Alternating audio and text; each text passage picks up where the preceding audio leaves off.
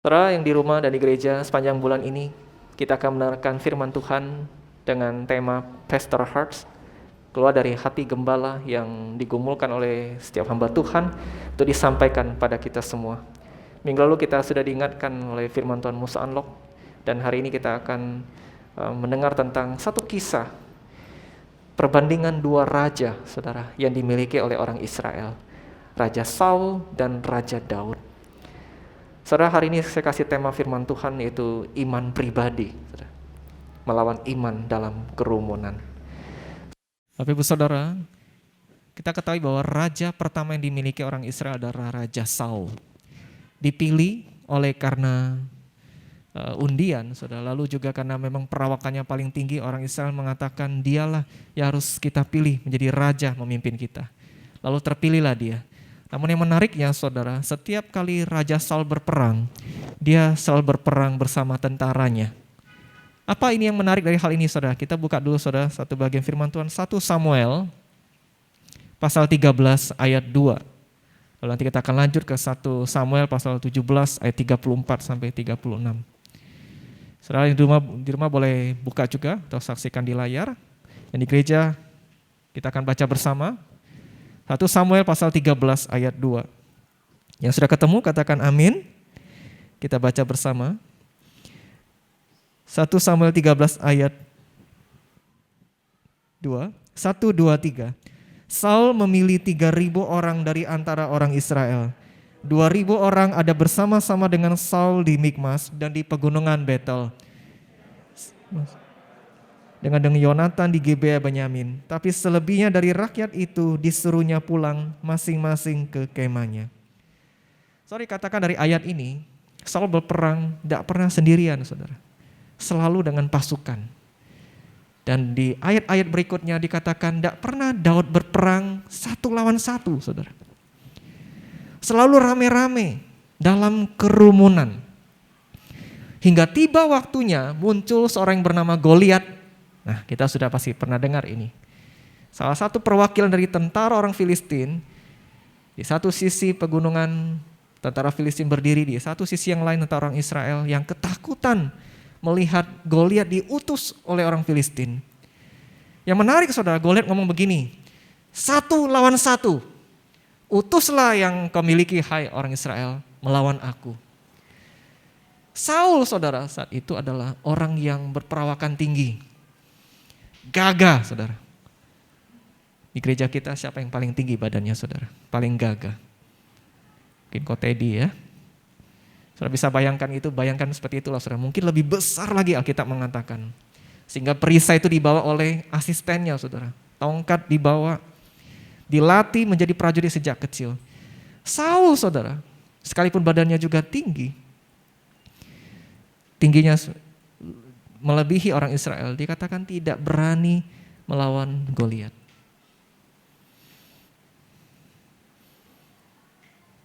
Tapi saat itu muncul seorang anak muda, saudara tahu siapa? Daud. Dia menyodorkan dirinya untuk berperang melawan Goliat. Pengajuan dirinya ini disangsikan, diragukan oleh orang Israel yang berkata, yang benar nih dek, oh kau ini masih muda, tidak sepantaran fisikmu sama dia ini. Dia dari kecil sudah menjadi prajurit, engkau belum tentu bisa melawan dia. Orang Israel meragukan, bahkan Saul pun, si raja yang badannya tinggi pun meragukan si Daud.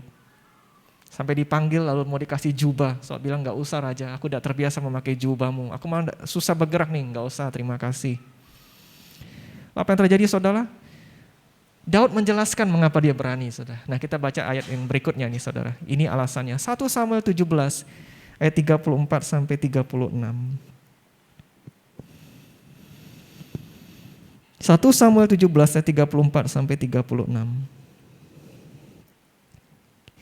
Agak panjang 3 ayat ini, tapi saya harap kita bisa baca ucapan Daud kepada si Raja Saul, saudara. Sudah ketemu? Katakan amin.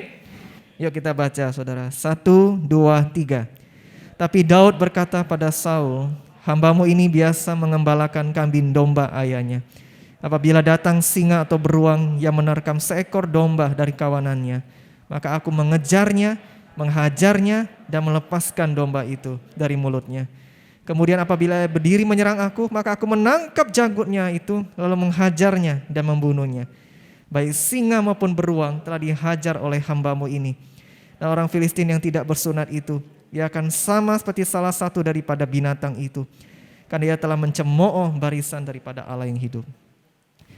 Mengapa Saul berani 1 lawan 1, saudara? Karena sebelumnya dia sudah punya pengalaman 1 lawan 1. Dia sudah punya pengalaman sendirian menghadapi pergumulan. Saudara, tidak ada orang yang gampang berani melawan singa, melawan beruang. Tapi menariknya waktu singa nangkep domba yang Daud gembalakan, Daud tidak lari, saudara. Malah dikatakan firman Tuhan, dia yang ngejer itu singa. Kita lari, saudara, tapi Daud ngejer itu singa. Dia sayang sama domba, dia ngejer, dia hajar. Kalau dia berdiri menyerang aku, ku tarik janggutnya, ku hajar.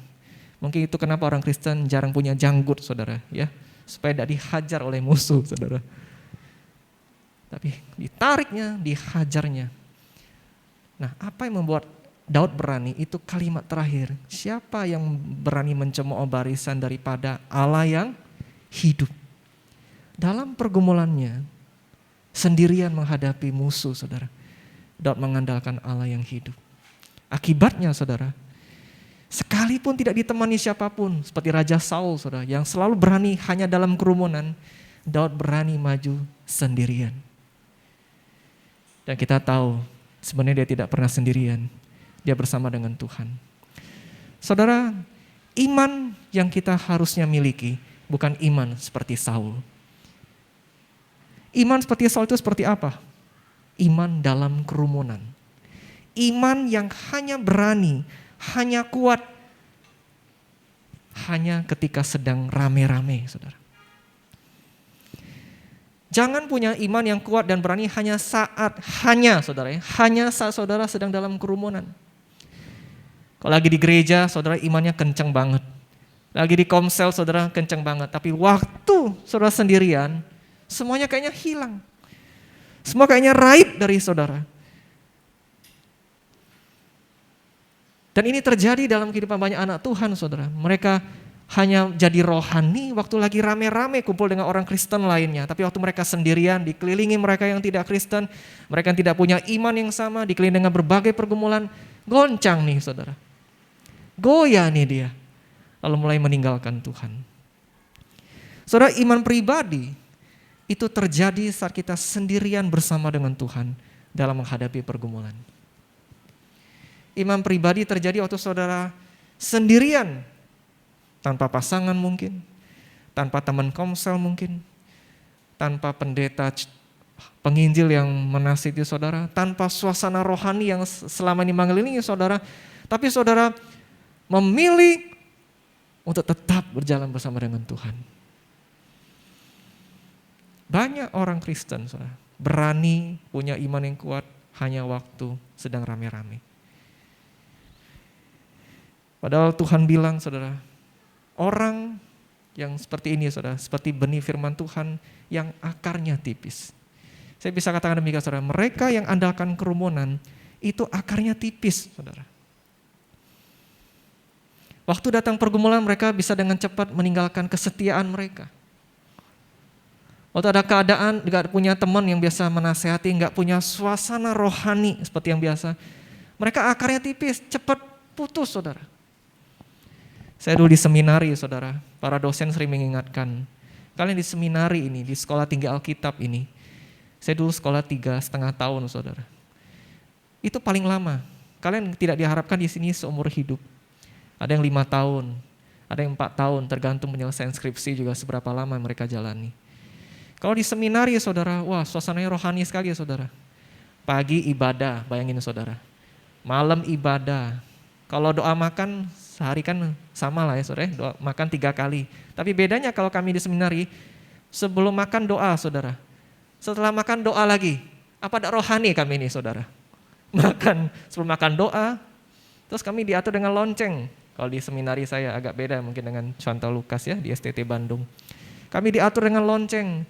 Selesai makan, tidak boleh ada yang tidak doa, semuanya harus doa, saudara. Malam harus chapel, harus ibadah sama-sama. Sebelum kuliah doa, suasana rohani. Di malam hari tidur, dengan kakak asrama, kakak kamar, doa juga saudara. Wih, rohani sekali. Untuk memberi contoh. Tapi setelah keluar dari seminari kan beda suasananya saudara. Betul enggak? Kita menghadapi dunia yang real saudara. Dan para dosen sudah mengingatkan, nanti kamu di luar suasananya mungkin beda. Kamu tidak lagi di tengah-tengah kerumunan teman-teman yang rohani. Tidak lagi ditemani oleh dosen-dosen yang pemikirannya selalu ke firman Tuhan. Kamu akan ketemu dengan realita dunia yang mungkin jauh dari Tuhan. Kalau kita tidak punya iman yang pribadi kepada Tuhan saudara, kita bisa dengan gampang cepat tinggalkan dia. Banyak saudara, saya pikir kami sendiri mengalami, banyak orang-orang yang datang ke gereja ini, tapi cuman kayak singgah saudara, datang lewat. Banyak orang yang kelihatannya kenceng sekali waktu awal-awal dengan Tuhan, tapi tiba-tiba hilang. Hilangnya bukan ke gereja lain, tapi pindah ke agama lain, itu yang menyedihkan. Mengapa? Karena mereka nggak punya iman yang pribadi. Tapi puji Tuhan saya melihat saudara yang bahkan sejak remaja saudara serius dengan Tuhan. Saudara tetap mengikuti Tuhan sampai hari ini. Amin. Nah, serius atau tidaknya itu terlihat dari komitmen kita, termasuk dengan Tuhan. Saudara, waktu Daud serius dengan Tuhan, dia menunjukkan komitmennya mengikuti Tuhan seumur hidup. Saudara setuju tidak? Kalimat ini bukan hanya dalam hal kerohanian, apapun saudara, hubungan, bisnis, kesehatan, keluarga. Serius atau tidak terlihat dari komitmen kita saudara. Kalau saudara serius ingin menjaga kesehatan, terlihat dari komitmen bukan? Menjaga mulut, menjaga pola makan.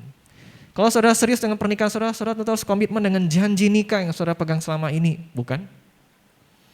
Kalau saudara serius dengan usaha dan membangun bisnis, terlihat dari komitmen kita mengurus usaha kita dari kecil sampai besar. Terlihat dari situ bukan? Nah, termasuk dengan Tuhan. Untuk kita ingin Tuhan serius dengan kita, kita pun harus menunjukkan keseriusan kita dengan Tuhan. Nah, pertanyaannya saudara, apakah saudara memiliki iman yang pribadi itu dengan Tuhan atau tidak? Karena kalau saudara hanya mengandalkan komsel itu juga jarang saudara. Betul? Seminggu sekali, sekarang puji Tuhan nih yang di rumah juga harus tahu bahwa komsel kita semakin banyak yang kembali aktif. Seminggu sekali, 2 minggu sekali. Kita galakkan yang belum untuk mulai. Tapi saudara gak bisa ngandalin komsel. Keadaan corona ini kadang-kadang membuat saudara yang kena virus positif mengisolasi saudara-saudara sendirian di kamar bukan? Mulai banyak pikiran-pikiran yang saudara mulai khawatir, mulai cemas. Di saat itu saudara harus bergumul sendiri dengan Tuhan, bukan? Teman komsel hanya bisa kasih support lewat WA, lewat telepon, tapi banyak waktu yang lain saudara gak bisa ngandalin orang lain. Saudara gak bisa ngandalin kekasihmu, saudara gak bisa ngandalin keluargamu, saudara harus mengandalin Tuhan sendirian. Itu yang terjadi dengan Daud saudara. Dia maju sendirian berperang, dia andalkan Tuhan. Bukan berarti Daud tidak menghargai tentara orang Israel, jangan salah pikir saudara. Bukan berarti juga saudara tidak menghargai komsel saudara, atau kalau gitu gereja tidak penting ya Musa, aku pribadi di rumah nonton online. Tidak saudara. Saya meyakini kehidupan orang Kristen, saudara seiman itu kayak bara api. Saudara kalau kita lihat orang manggang sate, arang yang satu yang membara memanasin arang yang lain yang dingin. Betul saudara? Makanya dikumpulin rame-rame, gak pernah orang panggang sate mencar-mencar itu sate. Satu di ujung, satu di tengah lagi. Gak pernah dipisah-pisah saudara, betul? Soal dikumpulin rame-rame. Supaya yang panas ngetin yang dingin membara. Itu terjadi dengan kita saudara. Komunita ini, saudara harus hadir ibadah onsite. Yang di rumah juga diundang datang. Tapi sehebat-hebatnya ibadah, tidak ada yang berlangsung 24 jam. Ibadah kita aja 40 menit sekarang. Saya itu saudara bubar pulang. Betul? Komsel 1 jam, 1,5 jam, cerita seru 2 jam, pulang bubar. Selebihnya kita sendirian. Nah di waktu itu, Tuhan menantang kita komitmen dengan dia. Serius dengan dia. Tuhan Yesus pun saudara, sekalipun dia punya 12 murid, ada waktu dia harus sendirian di Taman Getsemani. Betul? Dia tersungkur sendirian saudara. Untuk menghibur dia, Allah mengutus malaikat menguatkan dia waktu dia meneteskan darah. Ada waktu dia sendirian, saudara. Memikul salib sendirian. Artinya apa? Ada masa-masa dalam hidup kita akan diterpa oleh badai pergumulan. Dan saudara harus kuat secara pribadi dengan Tuhan, supaya saudara enggak rubuh. Ingat, Tuhan Yesus pernah ngomong, pencobaan akan datang bertubi-tubi, ibarat rumah yang diterpa oleh angin, hujan, banjir, bertubi-tubi, tapi rumah yang dibangun di atas batu tidak rubuh. Artinya tidak mustahil. Satu hari ini saudara tenang, puji Tuhan. Tapi siapa jamin minggu depan pergumulan bertubi-tubi loh saudara. Bisa datang menerpa saudara. Kalau saudara enggak kuat secara pribadi dengan Tuhan, pasti rubuh. Pasti ambruk saudara. Itu mengapa saudara kita harus punya iman yang kuat pribadi dalam Tuhan. Akibatnya apa? Saudara lihat. Waktu Daud menang melawan Goliat 1 lawan 1, Goliatnya ambles, disembeli lagi menunjukkan kemenangan gitu. Daud memegang kepala Goliat, dia menang, dia berhasil. Iman pribadinya menulari orang Israel. Jadi lebih berani, yakin dengan Tuhan. Hari ini engkau jangan tuntut pasanganmu dulu yang punya iman. Tidak usah urusin dia. Tidak usah dulu tuntut orang tuamu harus punya iman. Jangan. Jangan dulu ocehin pasanganmu tidak punya iman. Jangan. Urus dulu iman pribadimu di hadapan Tuhan. Karena doa kita, iman kita bisa menulari kerumunan kita. Keluarga kita jadi punya iman yang luar biasa. Amin. Teman-teman kita sejawat, rekan komsel kita lagi kendor, lagi lesu, bisa mempengaruhi mereka. Bisa mengubah mereka jadi lebih baik. Nah sekarang musuh sudah banyak ngomong. Sekarang waktunya musuh untuk bertanya. Banyak ngomong begini, kalau musuh mimpin khotbah nih hati-hati ya. Agak kita ditanya ya. Saya suka bertanya, saudara, berharap saya tahu bagaimana keadaan kerohanian saudara juga. Saya ingin ngomong gini saudara sebelum saya bertanya bagi saudara. Kedalaman itu tidak pernah terjadi hanya karena sekali usaha. Bapak Ibu setuju kalimat ini yang di rumah setuju? Apapun saudara, kedalaman tidak pernah terjadi hanya karena sekali usaha. Saudara, adakah kedalaman hubungan hanya terjadi karena sekali ketemu? Stephen Chia, pernah kau dekat dengan seseorang hanya karena sekali ketemu? Tidak pernah. Adakah kita kedalaman membangun bisnis hanya karena sekali usaha, sekali meeting, sekali menabur investasi? Kau Adam pernah? Tidak. Dalam hal bisnis, dalam hal kesehatan, dalam hal hubungan, tidak pernah karena sekali usaha, tapi usaha yang beruntun, usaha yang terus menerus akhirnya dalam. Saya bisa kenal dengan Musa Unlock begitu dalam, karena setiap hari ketemu, setiap hari ngobrol. Usaha yang terus menerus. Nah termasuk dengan Tuhan, kalau saudara mau dalam, tidak bisa sekali usaha, sekali ketemu, sekali dekat. Tapi saudara harus terus menerus dekat dengan dia, lama-lama dalam saudara. Sekarang musuh mau tanya, siapa di sini yang hubungannya dalam dengan Tuhan? Angkat tangan, saudara. Yang di rumah aman, tidak bisa kelihatan angkat tangan atau tidak. Di gereja, siapa di sini yang, tidak apa-apa, kita boleh bangga, kita boleh mengaku dengan jujur, hubungan saya dalam dengan Tuhan. Angkat tangan, saudara. Kita peringan pertanyaannya. Siapa di sini merasa hubungannya sedang-sedang saja dengan Tuhan? Angkat tangan, saudara.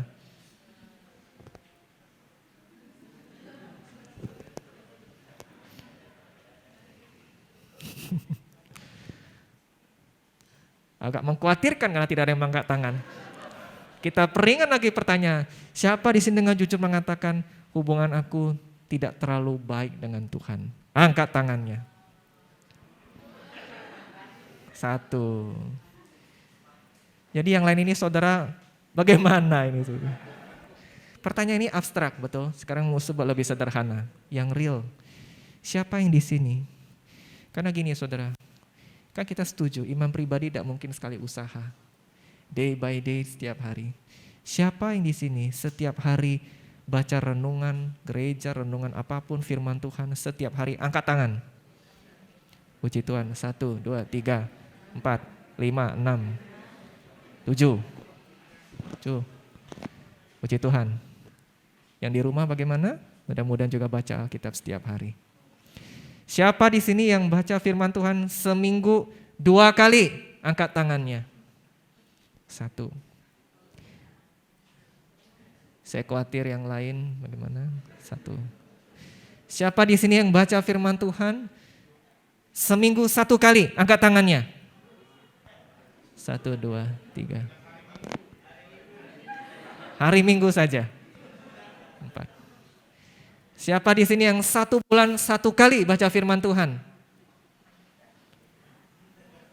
Selebihnya saudara siap-siap menghuni neraka, saudara. Ini lebih real bukan? Kelihatan. Jadi itu mendorong kita, mulai hari ini yuk mari kita tekadkan diri. Saudara baca firman Tuhan, khotbah yang sama, barusan Muse khotbah di Yud. Saya tanya mereka, puji Tuhan anak-anak Yud kita bagus, jujur jawabnya saudara. Saya tanya berapa lama kamu baca firman bagi yang baca? 3 menit Muse, 5 menit, paling lama saudara 5 menit. Betul tidak yang sudah baca Alkitab 5 menit? Betul? Ada yang jawabnya bagus, tergantung seberapa panjang ayat yang dikasih Muse. Karena dilatih oleh orang tua baca perikop saudara. Oh ya bilang betul, tapi paling lama berapa? Gak lebih dari 5 menit sih Muse. Saudara baca firman Tuhan itu 5 menit. Nonton drama Korea 1 jam. Betul? Main Mobile Legend kalau kayak anak muda 2 jam, 3 jam gak terasa.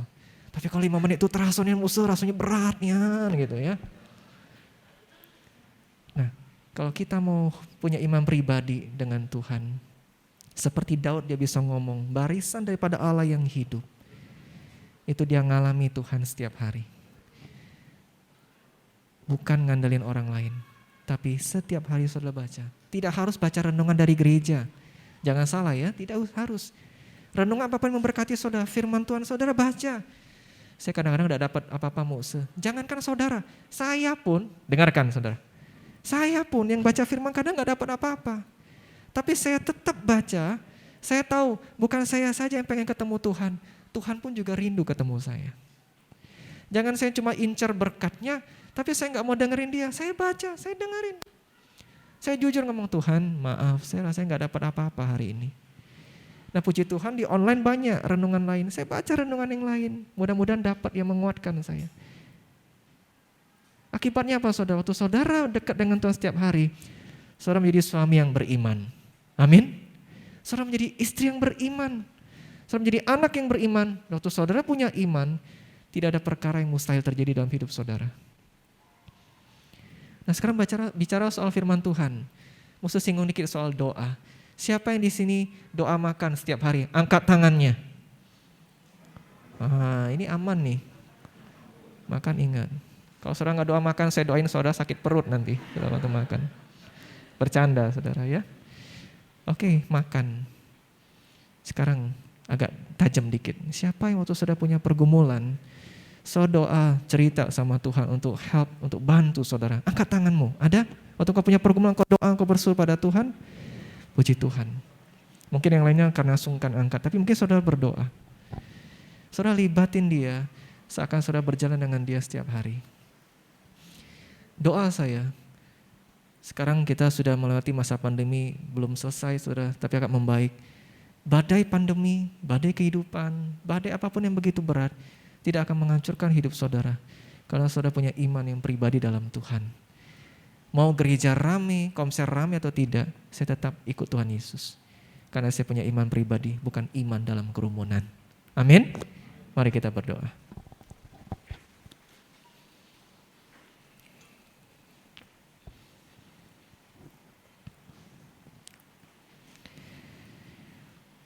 Saudara boleh ambil waktu 1 menit sebentar berdoa pribadi. Katakan, Tuhan ampuni aku jika selama ini aku menyepelekan Engkau. Sering ada pengakuan dari mulutku saja bahwa Engkau penting. Tapi dalam kehidupanku, dalam prioritasku, aku sering menduakan Engkau bahkan menyepelekan Tuhan. Mari katakan, Tuhan biarlah aku punya iman pribadi yang berdiri teguh. Tidak terpengaruh oleh lingkungan. Setia ikut Tuhan sampai akhir. Katakan, Tuhan bantu aku, komitmen dengan Tuhan, serius dengan Tuhan, serius dengan firman, dengan doa, berjalan dengan Tuhan. Ambil waktu pribadi bersama Tuhan. Saudara.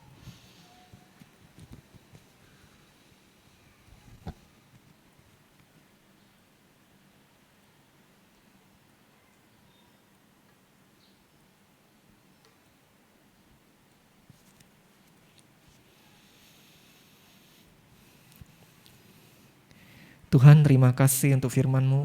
Terima kasih untuk contoh yang baik yang Raja Daud berikan pada kami.